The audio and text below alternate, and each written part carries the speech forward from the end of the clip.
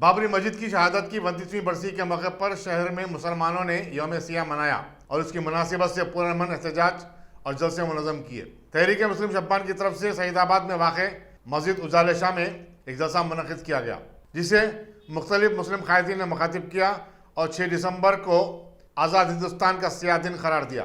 صدر تحریک مسلم شبان مشتاق ملک نے میڈیا سے بات چیت کرتے ہوئے کہا کہ ہندوستان کے مسلمان اس دن کو کبھی بھی نہیں بھلا سکتے جب انتہا پسند ہندوؤں نے 6 دسمبر 1992 کو اس مسجد کو شہید کیا تھا۔ انہوں نے کہا کہ ملک کی سب سے بڑی عدالت سپریم کورٹ نے بھی کہا کہ بابری مسجد کی شہادت ایک مجرمانہ حرکت ہے۔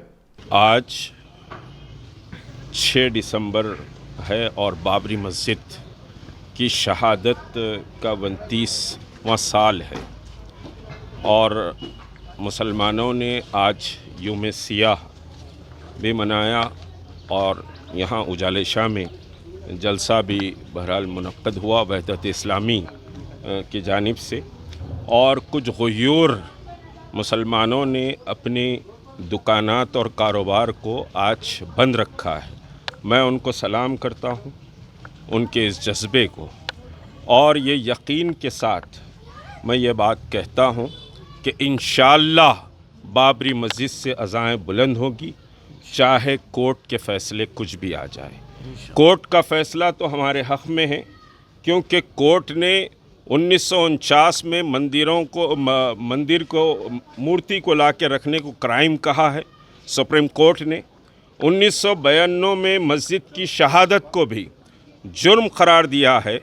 تو یہ 2 ایویڈنسز ایسے ہیں جو مسجد کو سمجھیے کہ صاحب مسجد کے ہونے کا اعلان خود سپریم کورٹ کا ہے۔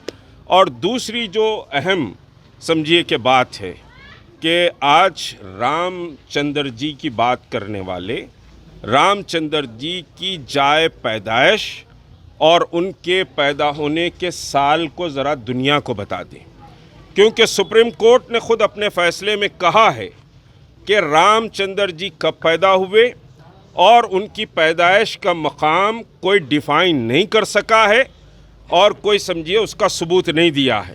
ہم ثبوت دیتے ہیں کہ بابری مسجد 1528 میں بنی، خود سپریم کورٹ نے اس کو تسلیم کیا ہے۔ تو یہ کہ رام چندر جی کہاں پیدا ہوئے، کب پیدا ہوئے، یہ سمجھیے کہ آج رام چندر جی کے ماننے والے بھی نہیں بتا سکتے۔ تو سپریم کورٹ نے خود اس پر ایک کوسچن مارک کیا ہے۔